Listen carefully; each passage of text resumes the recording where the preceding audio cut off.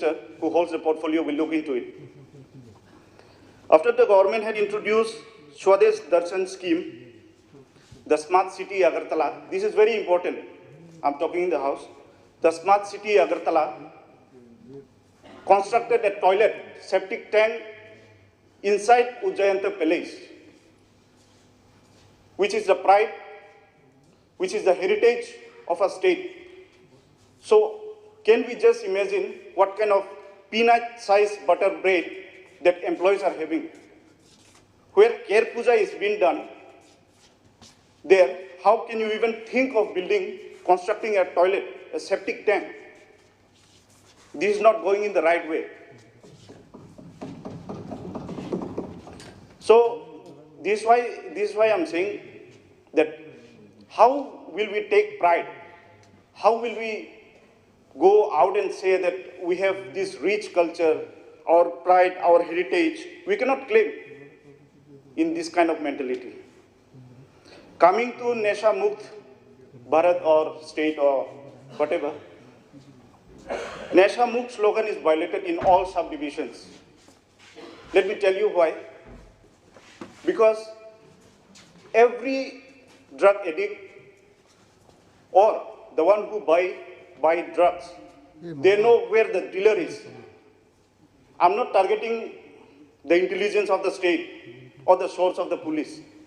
But you see, every buyer knows where the dealer is, but the police doesn't. So there is something lacking in between the system. There is something gap between the source. There is something lacking within us. So as the elected representative of the concerned area, I don't know about other areas, I have been watching, I have been taking data. So I hope the Home Department will look into it with strict actions. And talking about power and water connections, due to the experiment of new agencies in the state, which comes from center or the new agencies, it's like both the department are not sticking. Due to their not sticking behavior, my people are suffering. Here, the address of the government had stated that 73.74% tap water connection has been covered. See, let me not educate the government, but I would like to say the survey should be complete when the water reach up to the house, not only the tap. So my constituency has more than 13 to 14 villages who had never seen a sign of water given by government. They still dig the mud nearby the stream, nearby the river, which is not drinkable during monsoon season. There are tons of places which needs to be visited by government. I have visited more than 12 areas. No official had reached that village. No legislator in the past had reached that village. But I had gone there. They hold my hand and cry that, sir, we hope in you, we hope in the government. They never cared what the government is, who the government is, which party is ruling, which party is taking the responsibility to all the schemes reaching up to there. They never cared. What they want is water, electric, and roads. There are many villages which needs to be intervened, and I hope the department will do so. And last but not the least, we all in this house, we have been showing sympathy on ADC, the Tripura Tribal Areas Autonomous District Councils, and the people of the ADC. We are already saying that Janjatis are developed, it's developing. Yes, it's developing. But see, where is the gap? The Mukhyamantri Satellite Town Development Scheme, which is of 500 crores. Mukhyamantri Nagar Unnayan Prakalpa, 1500 crores. And what about ADC? This house knows better what the fund flow is in the ADC. Whatever we may say, whatever we may shout here in the house, but deep inside we all know how it is funded to the ADC, how the fund flow is going. We all know that. Let's not go to the logistic or the statistic or whatever the fund flow is. I would like to conclude. I will say, please do not keep the people, the indigenous people of Tripura, at the bottom of the government priorities. And there will be no development if the government officials keeps on entertaining politicians. This is what I'm again repeating in the House. Government officials should be trained. They should know their jobs, their work culture and ethics. Let them be sincere to their duties, then half of the problems of the state will be gone. So, thank you once again for letting me speak. Happy New Year once again. Thank you. ধন্যবাদ। মাননীয় সদস্য পিনাকি দাস চৌধুরী। মাননীয় অধ্যক্ষ মহোদয়,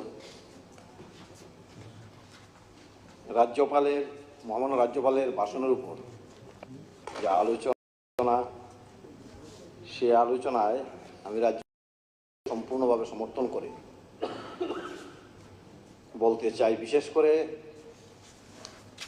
ওনার ভাষণে পরিষ্কার দেশের সরকার, আমাদের প্রধানমন্ত্রী নরেন্দ্র মোদীজির নেতৃত্বে এবং আমাদের রাজ্যের মুখ্যমন্ত্রী ডক্টর প্রফেসর মানিক শাহর নেতৃত্বে সমস্ত সেক্টরে যে বিকাশমুখী কাজ রাজ্য যে এগিয়ে যাচ্ছে, এটা কিন্তু একটা পরিষ্কার চিত্র সেখানটায় বেশি উঠছে। এই জায়গায় আমি বলবো, যারা সেখানটায় বলার চেষ্টা করছে বারবার, আমি মনে করি বিরোধিতা যারা করে তারা বিরোধিতা অবশ্যই করতেই পারে, কিন্তু বাস্তব ঘটনা আমরা যদি দেখি, ওনাদেরকে যদি প্রশ্ন করি, 25 বছর ক্ষমতায় ছিল, একটা টানা পাহাড়কে নিয়ে বলা, কৃষককে নিয়ে বলা,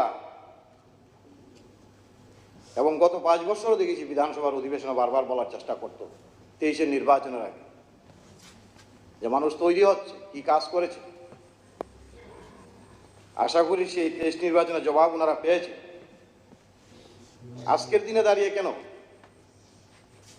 আমাদের দেশের প্রধানমন্ত্রী এবং মুখ্যমন্ত্রীর নেতৃত্বে এই রাজ্যকে 3 থেকে 3.5 লক্ষ ঘর দিতে হচ্ছে? কেন সেই দিন ঘরের ব্যবস্থা হলো না? একটা পরিষ্কার চিত্র, আয়না তো পরিষ্কার সামনে ভেসে উঠছে যে কাজ হচ্ছে রাজ্যে প্রত্যেকটা সেক্টরে, বলতে দ্বিধা নেই।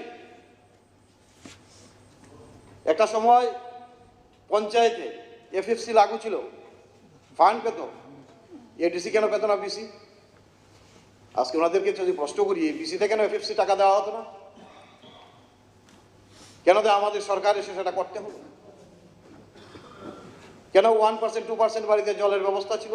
থাকতেই পারে, জল যেহেতু কাজ হয়েছে, জল যাবে প্রত্যেক বাড়িতে, মাঝখানে ডিস্টার্ব হতে পারে, সমস্যা হতে পারে, ইলেকট্রিক হতে পারে, কিন্তু জল যে যাচ্ছে, প্রত্যেক বাড়িতে যে উদ্যোগ নেওয়া হয়েছে, সেই উদ্যোগ, সেই ব্যবস্থা কেন নেওয়া হলো না? কেন আজকের দিনে সরকার সেখানে পাহাড়ে এফএফসি টাকা দেওয়া হলো? নিজেরা প্রশ্ন করুন না, ত্রুটি তো ধরা যায়, কিন্তু যেগুলি হচ্ছে এগুলি স্বীকার করা দরকার। কি দেখতাম আমি আপনার মাধ্যমে এই সদন থেকে রাজ্যবাসীকে বলতে চাই, রাজ্যের মানুষ 18 সালে পরিবর্তন করেছে, এই রাজ্যের অভিশপ্ত দিন থেকে মুক্তি পেয়েছে। কারণ এই রাজ্যের যে কৃষ্টি সংস্কৃতি নষ্ট করে অপসংস্কৃতি কায়েম করেছিল, ঘুম থেকে উঠলেই দেখতাম কৃষক সবার চাঁদা বাড়ি বাড়ি, 3 দিন পরে হলেই নারী সমিতির চাঁদা, ছাত্রদের স্কুলে পাঠায়, ছেলে মেয়েদের স্কুলে গেলে এসএফআইয়ের চাঁদা, স্কুলগুলোকে রাজনীতির আতুঙ্গ, 3 দিন পরেই আবার দেখতাম মানে মাসে বাদ নেই 10 থেকে 15 দিন চাঁদাবাজি, স্কুলে চাঁদাবাজি, আর একদিকে সন্ত্রাস। কেন বলছি কথাগুলা? নয়নবাবু বলার চেষ্টা করেছে ছাপ্পা ভোট। আজকে অপোজিশন লিডার অনিমেষ দেব উপস্থিত আছেন, আমি সাক্ষী রেখে বলছি, আমরা ছোট ছিলাম, উনি নির্বাচনে দাঁড়িয়েছিলেন নাগরাই কবরা সেন্টার অগুরবাবুর বিরুদ্ধে, অগুরবাবুর নেতৃত্বে, কিরণমালার নেতৃত্বে যখন 2 ঘন্টা ভোট চলছে, আমরা ওনাকে ফোন করে বলি, দাদা আমাদের এজেন্টকে নগরাই কবরা স্কুলের পার্শ্ববর্তী একটা বাড়িতে চকির তলে বেঁধে রেখে ছাপ্পা ভোট হচ্ছে। অনিমেষ দেবর্মা তৎক্ষণাৎ ফোর্স নিয়ে ছুটে গেছেন, সেই ফোর্স নিয়ে ছুটে সেই এজেন্টকে ছুটিয়ে উনি থেকে ওখানকার বসাতে হয়েছে। এই ছিল গণতন্ত্র, এই ছিল আইনের শাসন, এই ছিল। আর এখানটায় দাঁড়িয়ে দাঁড়িয়ে গণতন্ত্রের বাণী, আর উনাদের মুক্তে গণতন্ত্রের বাণী আমাদের শুনতে হবে। যে রক্তে রঞ্জিত হয়েছে ত্রিপুরা রাজ্যে, হাজার হাজার মানুষ করে হয়েছে। কে শরণার্থী শিবির তৈরি হয়েছে? ভাতৃঘাতী দাঙ্গা কে তৈরি করেছে? কল্যাণপুরের শিবির কে তৈরি করেছে? দাচড়ার শিবির কে তৈরি করেছে? আজকেও মানুষ অসহায় পরিবার, জাতি জনজাতির মধ্যে ভাতৃঘাতী দাঙ্গা। নির্মলবাবু আছেন, ছাত্র রাজনীতিতে করতেন, উদাহরণের সামনে দাম দিয়ে বলছে কি অপরাধ ছিল রাখাল দাস, আজকে জীবিত। কুয়াই কোর্টের সামনে 2টা আঙ্গুল কেটে নেওয়া হলো, দিনের বেলা প্রকাশ্য দিনের বেলা কোর্টের সামনে, পুলিশ প্রশাসনের সামনে। আমি খোয়াই শহরে ভাড়া থাকতাম, দীপঙ্কর নাথসন, আর উনারা আজকে বাড়ি গণতন্ত্রের কথা বলে, উন্নয়নের কথা বলে খুন করে দেওয়া প্রকাশ্যে শহরে। গণতন্ত্রী ছিল না, মুখ্যমন্ত্রী ছিল না, আইন ছিল না, প্রশাসন ছিল না। আর আজকে যখন রাজ্যের কাজ এগিয়ে যাচ্ছে, উন্নয়ন হচ্ছে, হ্যাঁ সময় লাগবে, 5 বছর, তার মধ্যে কোভিড পিরিয়ড, তার মধ্যে দ্বিতীয়বার সরকার, একটা চিত্র তো আমাদের কাছে পরিষ্কার যে এই সরকার মানুষের স্বার্থে কাজ করছে, এই সরকার আপামর জনগণের স্বার্থে কাজ করছে। এটা পরিষ্কার, যতই বলুন না কেন। এই বলাতে কি হচ্ছে জানেন? এটা সারা রাজ্যের মানুষ দেখছে, বিগত দিনও বলেছেন। আর এই মিথ্যা আশ্রয় নিয়ে বলার কারণেই 23-এ এই রেজাল্ট আপনাদেরকে দিয়েছে এই রাজ্যের মানুষ। কাজেই সেখান থেকে শুধরানো উচিত। বিরোধীরা বিরোধিতা করবে, আমরা আমাদের কাজ করব, কিন্তু সত্য জিনিসটা কি ধামা চাপা দিয়ে কৃষকদের কথা বলার চেষ্টা করেছে। বলুন তো কৃষকদের জন্য কি করেছে? 25টা বছর আন্দোলন, চাঁদাবাজি, ক্ষেত মজুর ইউনিয়ন, কৃষক সভা ছাড়া আর কি হয়েছে?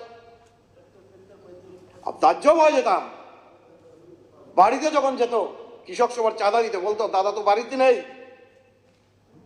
বিকালবেলা আসলে বলতো 1 ডিব্বা চাল দিয়ে দিন। আজ সর্বনাশ, ওই পরিবার কোথা থেকে খাবে সেটার ব্যবস্থা নেই, তার চাঁদাটা আগে লাগে। এর নাম গণতন্ত্র? এর নাম সরকার? এর নাম মানুষের জন্য কাজ করার সরকার? যদি বলি শেষ হবে না। এগুলা বাস্তব সত্যটা বলা উচিত। আজকে কৃষকরা পাহাড়ে যান, পাট্টার ভাতা পাচ্ছে বৎসরে 6,000 টাকা, সামাজিক ভাতা 2,000 টাকা করা হয়েছে, ভারতবর্ষে কোথাও নেই। আজকে ফ্রিতে, যেটা নরেন্দ্র মোদীর নেতৃত্বে সারা ভারতবর্ষে। ভাবুন না, দেশে তো অনেক প্রধানমন্ত্রী হয়েছে, এই রাজ্যে তো অনেক মুখ্যমন্ত্রী হয়েছে, আবার দ্বিতীয়বার সেটাকে 28 সাল করে দেওয়া হয়েছে। বিপিএল অন্তর্ভুক্ত প্রায়োরিটি ছাড়া আজকে কি দরকার মানুষের? প্রথম থাকার ব্যবস্থা থাকতে হবে, খাবারের ব্যবস্থা থাকতে হবে, জলের ব্যবস্থা, স্বাস্থ্যের ব্যবস্থা। আজকে আমাদের সরকার এসে সেই ব্যবস্থাগুলি করতে হলো। আজকে কেন? আজকে মানুষ ঘর পাচ্ছে, করাপশন নেই, আজকে শৌচালয় পাচ্ছে, আজকে বাড়ি বাড়ি জল যাচ্ছে, আজকে বিনা পয়সার রেশন পাচ্ছে, আজকে ভাতা পাচ্ছে, আজকে কিষাণ নিধি ভাতা পাচ্ছে, রেখার কাজ করছে। তারপর আর সবচেয়ে বেশি আমি খুশি, এই রাজ্যের মানুষকে ধন্যবাদ জানাই, যেটা থেকে আমরা মুক্তি পেয়েছি, এই চাঁদাবাজি দান্দাবাজি থেকে এই রাজ্যের মানুষ মুক্তি দিয়েছে, অপশাসন থেকে মুক্তি পেয়েছে, তার জন্য আমি ধন্যবাদ। আচ্ছা চাঁদাবাজি নেই, আচ্ছা টাকা দিতে হয় না, এটা আমার বক্তব্য নয়। একটা সময় আমরা শুনতাম, প্রয়াত রাজীব গান্ধী বলতেন প্রধানমন্ত্রী হিসাবে, যে 100 টাকা পাঠালে 20 টাকা এসে পৌঁছতো না, 15 টাকা এসে পৌঁছতো না। রাজনীতির নামে ব্যবসা হয়েছে। তার মানে কি? তার মানে আপনার বাড়িতে যে জল যাচ্ছে লিকগুলো, ওই যে লিকগুলো ছিল মোদিজি লিগগুলো বন্ধ করে দেওয়ার কারণে আজকে সারা ভারতবর্ষের রাজনৈতিক নেতারার মস্তিষ্ক গরম, ব্যবসা বাণিজ্য বদ্ধ, লিগ হচ্ছে না, টাকা পৌঁছে যাচ্ছে, সেখানটাই ব্যবসা বাণিজ্য বদ্ধ হয়ে গেছে। আমরা ধন্যবাদ জানাই ওনাকে। এই ধরনের উদ্যোগ নেওয়ার জন্য আজকে মানুষ কাউকে বলতে হয় না। আজকে রাজনীতিকরণ, দলীয়করণ উঠে গেছে, নেই। ইচ্ছা এমএলএ কেউ করতে পারবে না, কারণ ডাইরেক্ট অ্যাকাউন্ট থেকে সেখানে জিও টেকিং এর মাধ্যমে প্রত্যেকটা পরিবারে তার বেনিফিট পৌঁছে যাচ্ছে। এটাকে আমরা বলবো না স্বচ্ছ এবং স্বচ্ছ প্রশাসন তৈরি হয়েছে, সুশাসন তৈরি হয়েছে। দীপঙ্কর বাবু সুশাসন বলার চেষ্টা করেছে। কাকে সুশাসন বলবেন? হাজার হাজার মানুষ শরণার্থী, হাজার হাজার মাকে বিধবা হয়েছে, সন্তানহারা হয়েছে, কিডন্যাপ হয়েছে, ধর্ষণ হয়েছে, এটাকে সুশাসন? আর আজকে 6 বছর কয়টা শিবির হয়েছে, কয়টা ভাতৃত্ব দাঙ্গা হয়েছে? অপোজিশন লিডার যারা অনেকে আছেন সেখানটায় সিনিয়র ব্যক্তিরা, আমি উনাকে উদাহরণ দিয়ে একটা জিনিস দেখিয়ে দিলাম। উনি সেই দিন সেই জায়গায় ছিলেন, আজকে উনি অপোজিশন লিডার, এবং উনি সেই দিন জয়যুক্ত হয়েছেন, এবং জয়যুক্ত হবার পরেও আমরা একটা রক্ষা পাইনি। খোয়াই বুথ সেন্টার থেকে উনি টিএসআর দিয়ে আমাদেরকে বাড়িতে পাঠানো হয়েছে, রক্ষা পাইনি।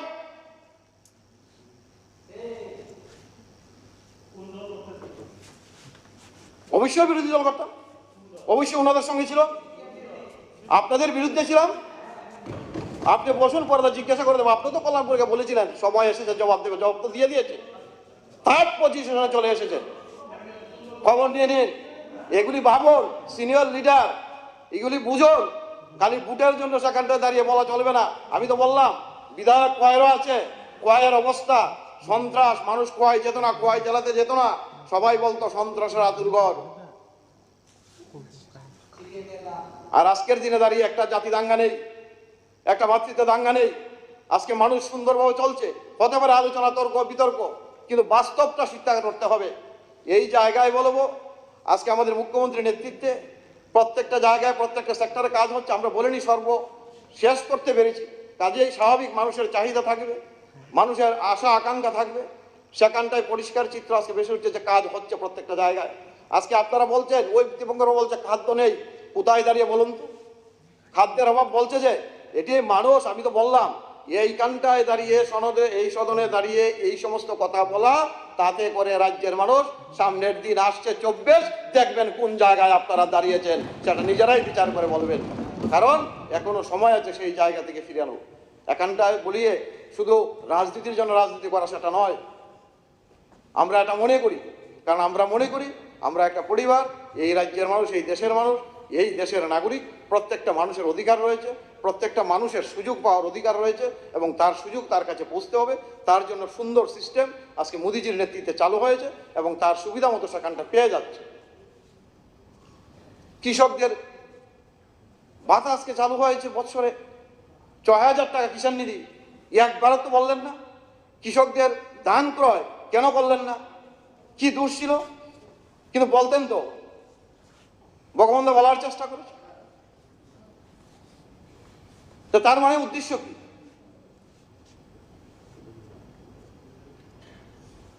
আবার মাঝে মধ্যে জনজাতিদের নিয়ে কথাবার্তা।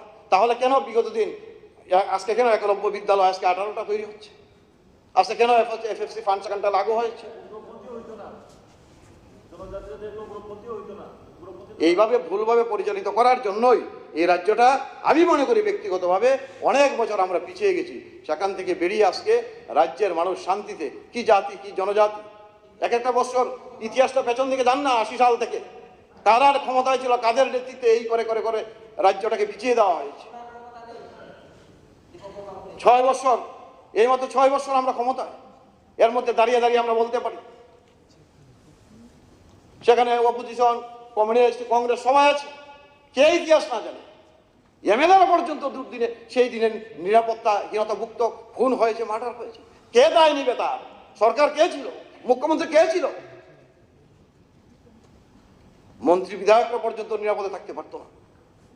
আর আজকের দিনে দাঁড়িয়ে বলুন তো, মন্ত্রী বিধায়ক এমএলএ এই 6 বছরের মধ্যে।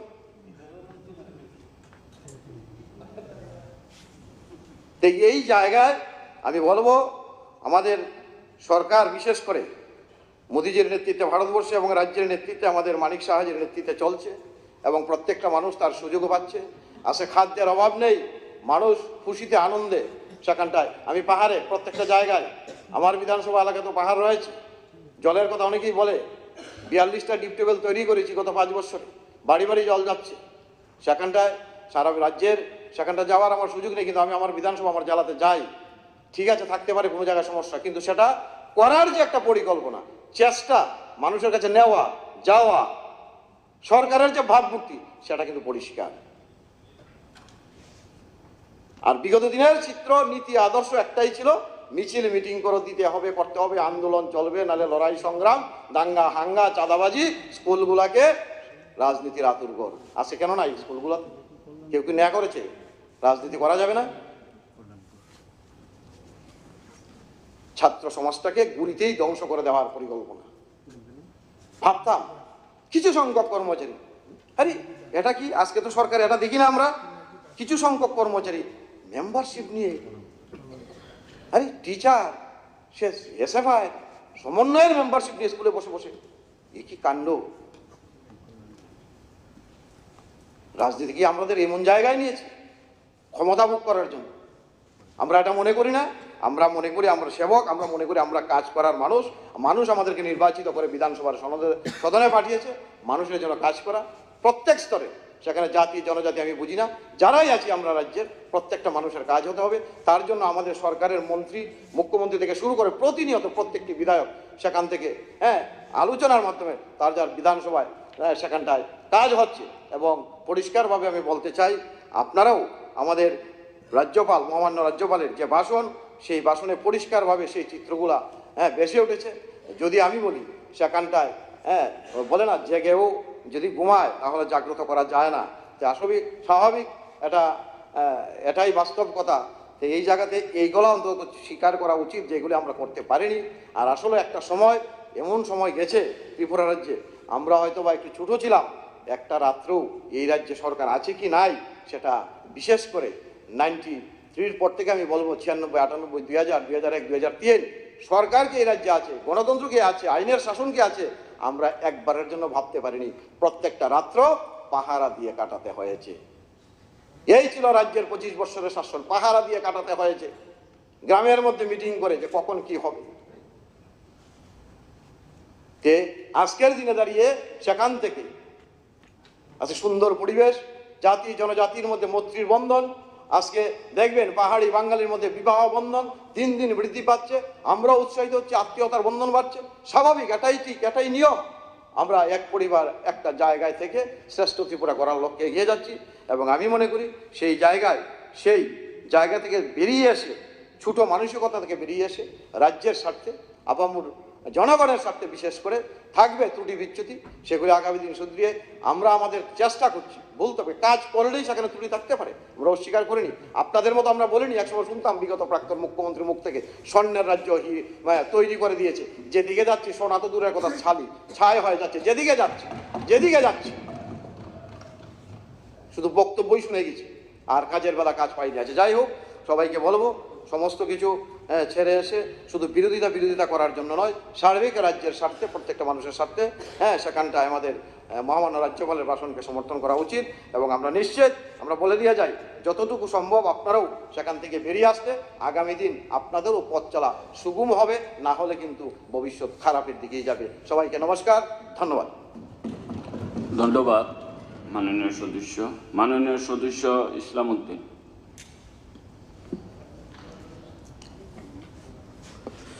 মাননীয় উপাধ্যক্ষ মহোদয়, গত 5 জানুয়ারি আমাদের রাজ্যে মহামান্য রাজ্যপাল তার ভাষণ রেখেছেন। এই ভাষণের মধ্যে যে বিষয়গুলি তিনি উল্লেখ করেছেন, আমাদের রাজ্যের বিশেষ করে সরকারের বিভিন্ন প্রকল্প এবং বিভিন্ন দপ্তরের কিছু কর্মসূচি এই রাজ্যপালের ভাষণের মধ্যেই তিনি উল্লেখ করেছেন। তো আমি সেই মাননীয় রাজ্যপালের বক্তব্যের উপরে, ভাষণের উপরেই যে 2-4টি বিষয় তার সংশোধনী এনেছি, তার উপরেই আমি আলোচনা করতে চাই। তো আমাদের রাজ্যের ইতিহাসে মহামান্য রাজ্যপাল আমাদের সারা রাজ্যেই বিভিন্ন জেলায় তিনি প্রশাসনিক মিটিং করেছেন এবং বিভিন্ন এলাকায় তিনি সাধারণ মানুষের সঙ্গে মত বিনিময় করেছেন এবং যেটা আমাদের উত্তর জেলার মধ্যে জেলা শাসকের অফিসে প্রশাসনিক মিটিং করেন, সেখান থেকে আমার বিধানসভা এলাকার ভারত বাংলাদেশ সীমান্তবর্তী এলাকা 4টা চা বাগান রয়েছে, সাধারণ মানুষের সঙ্গে তিনি সাক্ষাৎ করেছেন এবং সোশ্যাল মিডিয়া এবং বিভিন্ন ইলেকট্রনিক্স মিডিয়ার মাধ্যমে দেখেছি ওনার বক্তব্যে আমাদের রাজ্যে যারা যুবকরা রয়েছেন তারা নেশায় বিভিন্নভাবে আসক্ত হচ্ছেন। আমাদের রাজ্যে যারা মানব পাচারের সঙ্গে যুক্ত হয়ে কেন্দ্রীয় সংস্থা আমাদের রাজ্য থেকে ধরে নিয়ে যাচ্ছে, এদের সম্পর্কে তিনি আশঙ্কা প্রকাশ করেছেন। এই পরিস্থিতিতে আমি ভেবেছিলাম মাননীয় রাজ্যপাল তার বক্তব্যে সরকারের লিখিত বক্তব্যের বাইরে হয়তো তিনি এই বিষয়গুলি উল্লেখ করবেন, কিন্তু তিনি সেখানে আমাদের রাজ্যের মধ্যে শিশু নিখোঁজ, শিশুরা বিক্রি হয়ে যাচ্ছে, মানব পাচার হচ্ছে, আমাদের রাজ্য নেশায় ডুবছে, আমাদের রাজ্যে কাজ এবং খাদ্যের অভাব, এই বিষয়গুলি তিনি উল্লেখ করেননি। আমরা যে বিষয়টা লক্ষ্য করছি, আমাদের রাজ্যে যারা ধর্মীয় সংখ্যালঘু অংশের মানুষ, মুসলিম, বুদ্ধ, খ্রিস্টান, জৈন, এই অংশের মানুষ আমরা বসবাস করছি। আর বিশেষ করে ধর্মীয় সংখ্যালঘু অংশের মানুষের যে কথা মাননীয় রাজ্যপাল তার ভাষণে বলেছেন,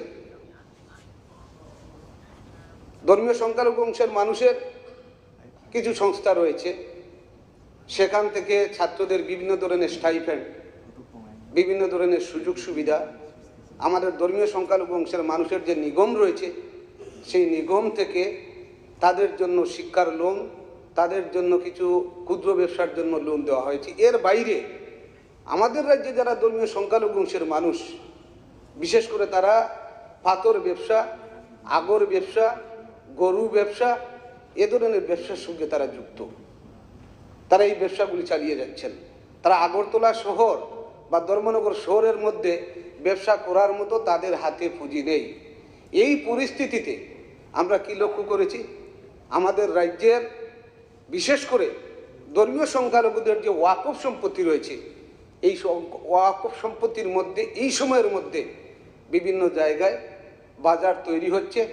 ধর্মীয় সংখ্যালঘুদের যে ওয়াকফ সম্পত্তি সেগুলি বেদখল হয়ে তার উপরে বিভিন্ন ধরনের প্রতিষ্ঠান সেখানে গড়ে তোলা হচ্ছে। এই বিষয়গুলির বিরুদ্ধে যখন বিভিন্ন সংস্থা, বিভিন্ন ক্লাব বা ওই অংশের মানুষের পক্ষ থেকে যখন অভিযোগ করা হয় তখন তার কোনো নিষ্পত্তি হয় না। তো মাননীয় রাজ্যপাল তার ভাষণের মধ্যেই আমাদের রাজ্যে যারা ধর্মীয় সংখ্যালঘু অংশের মানুষ, এই মানুষের আপনারা লক্ষ্য করেছেন কিছুদিন পূর্বে উদয়পুরের কিল্লা থানা এলাকার রাইয়াবাড়িতে ধর্মীয় সংখ্যালঘু অংশের মানুষ যারা 40 থেকে 50 বছর ওই এলাকার মধ্যে বসবাস করছেন, পরপর 2 বার এটা ধর্মীয় সংগঠনের উদ্যোগে পরপর 2 বার আক্রমণ হলো। সর্বশেষ যে আক্রমণটা হলো এই ডিসেম্বর মাসে, একটা বাড়ি জ্বালিয়ে দেওয়া হলো। তাদের যে বাঁচার রসদ, রাবার বাগান ধ্বংস করে দেওয়া হলো। ফায়ার সার্ভিস সেখানে আসবে বাধা দেওয়া হলো। পুলিশ মহকুমা আধিকারিক পুলিশের সামনেই, টিএসআরের সামনেই এই ঘটনাগুলি ঘটলো। আর আপনারা যারা বলছেন এই রাজ্যের মধ্যে সুশাসন রয়েছে, আমরা যারা ধর্মীয় সংখ্যালঘু অংশের মানুষ, এই রাজ্যের বামফ্রন্ট সরকার 25 বছর ছিল, এই রাজ্যের মধ্যে কংগ্রেস ইউডিএফের সরকার 5 বছর ছিল, আমরা ধর্মীয় সংখ্যালঘু অংশের মানুষ আমরা আতঙ্কিত ছিলাম না। আমাদের রাজ্যের মধ্যে আমরা বসবাস করতে পারছি। এই রাজ্যের মধ্যে একটা বয়ের পরিবেশ তৈরি হয়েছে। এই বয়ের পরিবেশের মধ্যে আমাদের রাজ্যের মাননীয় রাজ্যপাল তিনি যে বক্তব্য পেশ করেছেন, যে ভাষণ রেখেছেন, তার কোনো উল্লেখ নেই। দ্বিতীয় যে বিষয়টা বলবো, মাননীয় রাজ্যপাল তার বক্তব্যের মধ্যে বলেছেন আগর চুরাইবাড়ি থেকে দুবাইতে কেন্দ্রীয় সংস্থার মাধ্যমে আগর তেল, আগর একটা অর্থকরী ফসল, সেখানে তৈল উৎপাদন হয়, সুগন্ধি তৈল উৎপাদন হয়। এই আগর রাজ্য সরকারের উদ্যোগে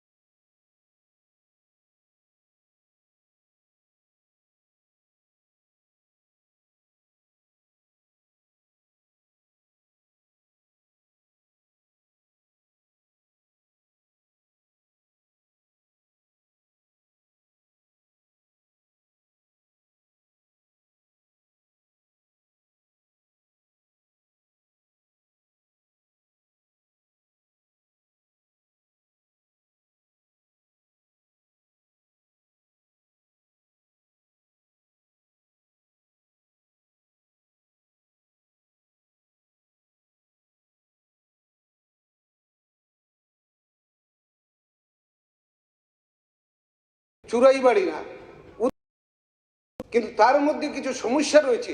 এই সমস্যাগুলি দূরীকরণের জন্য মাননীয় রাজ্যপালের বক্তব্যের মধ্যে তার কোনো উল্লেখ নেই। বিশেষ করে আগর যারা ব্যবসা করেন, যারা শিল্প ইউনিট তৈরি করেছেন, তাদেরকে লাইসেন্স দেওয়া হবে। 2-3 জন লাইসেন্স পেয়েছেন, কিন্তু ওই এলাকার মধ্যে, উত্তর জেলা এলাকার মধ্যে 50 থেকে 60টা আগর শিল্প ইউনিট রয়েছে। তার লাইসেন্স পেতে হলে 2 থেকে 2.5 একর সেখানে জমি থাকতে হয়। তার উপরে 5 থেকে 7 বছরের আগর গাছ থাকতে হয়। সব কৃষকের, সব ইন্ডাস্ট্রির মালিকের কিন্তু সেই ব্যবস্থা নেই। তাহলে লাইসেন্স পেতে গেলে সমস্যা হয়। তো আগর যারা গাছ কাটেন, আগর গাছ কাটার ক্ষেত্রে যেমন বন দপ্তরের সেখানে তাদের পারমিশন লাগে, সেই পারমিশন নেওয়ার ক্ষেত্রে সমস্যা। আবার যে তেল যারা উৎপাদন করেন এবং সেখানে গাছ পরিবহনের ক্ষেত্রে, তেল পরিবহনের ক্ষেত্রে সেখানে ফরেস্ট এবং পুলিশের সেখানে বাধা রয়েছে। এই পরিস্থিতিতে আমরা কি লক্ষ্য করেছি, আমাদের দাবি হচ্ছে যে এখানে আমাদের রাজ্যে রাবার সহজে তার কোষ উৎপাদন হয়, সাপ্লাই হয়।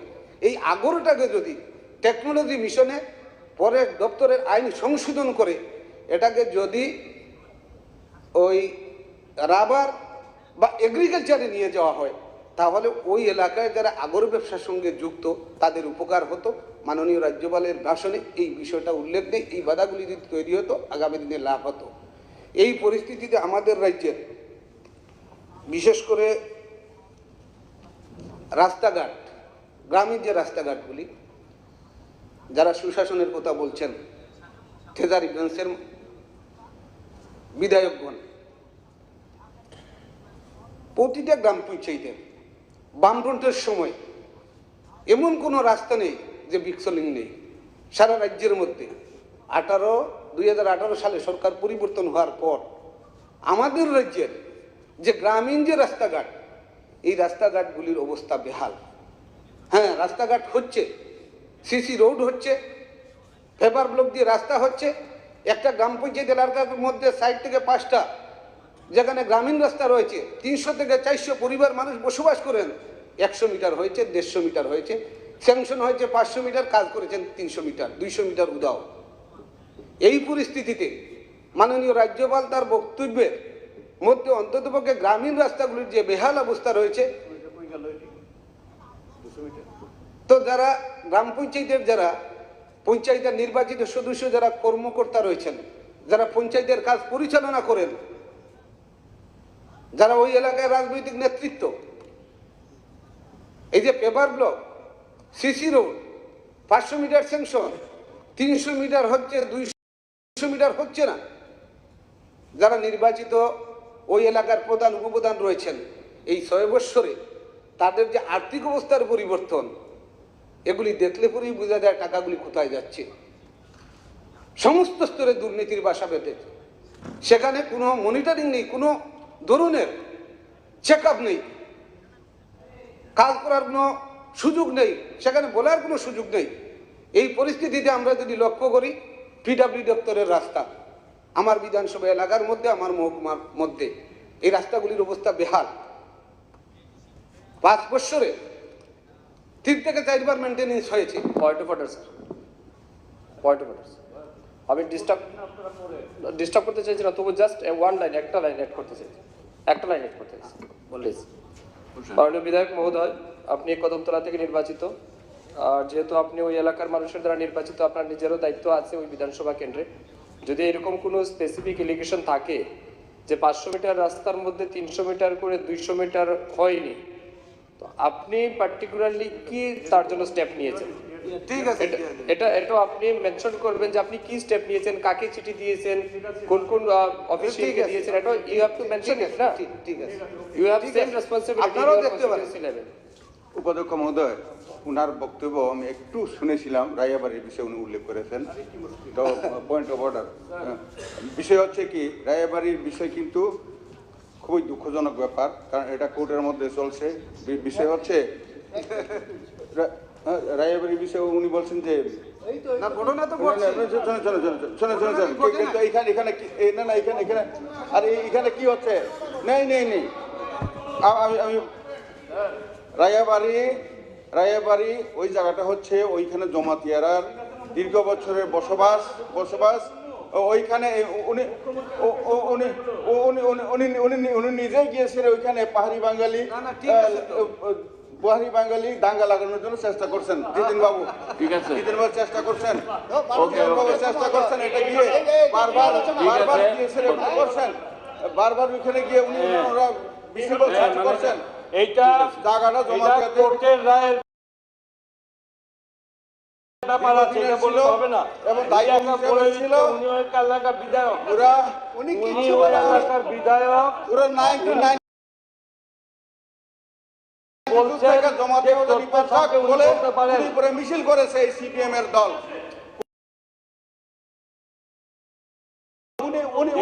যেখানে কোর্টের রায়ের ব্যাপার আছে সেখানে এভাবে সবাইকে বলে চলবে না। 1992 সন থেকে এটা বলা চলে না। সমাজ করে রাখতে চাইছে না, এইভাবে বলা যায় না, অন্য এরা কোনো এইভাবে করছে। চক্রান্ত করছে। ওইখানে গিয়ে এটা কোর্ট থেকে হাইকোর্ট ঠিক আছে। থেকে পর্যন্ত দেওয়া হয়ে গেছে। স্যার এক মিনিট, এটা রায়বাড়ির বিষয়টা, এটা কোর্টের মধ্যে লড়াই হয়েছে, হওয়ার পর পুরাটাই জমাতিয়া হদার পাড়ার পক্ষে এটা রায় হয়েছে। প্রশাসন ওইখানে গিয়েছে, করেছে, ওইখানে মানছে না। ওনারা এখানে বারবার গিয়ে এই জিতেন চৌধুরী মহোদয় ওইখানে গিয়ে দুইবার ওইখানে গিয়ে উনি ওটাকে উত্তেজনা সৃষ্টি করছেন। আইন শৃঙ্খলা সবসময়, এর আগেও দেখা গেছে এর সময় ওরা এরকমই করেছে ওইখানে। ঠিক আছে, বসেন মাননীয় সদস্য। হ্যাঁ বলেন। তো আমার আলোচনাতে ছিল মাননীয় রাজ্যপালের তাড়াতাড়ি বক্তব্যে করেন, সময় শেষ হচ্ছে। পূর্ত তাড়াতাড়ি করেন। দপ্তরে যে রাস্তাগুলি সম্পর্কে যার বেহাল দশা অবস্থা তৈরি হয়েছে, মাননীয় রাজ্যপালের বক্তব্যের মধ্যে তার কোনো উল্লেখ নেই। গত 5 বছরে 6 বছরে 3 থেকে 4 বার পূর্ত দপ্তরের সড়কগুলি তার মেনটেনেন্স বা সংস্কার হয়েছে, বছর যেতে না যেতেই একই অবস্থা।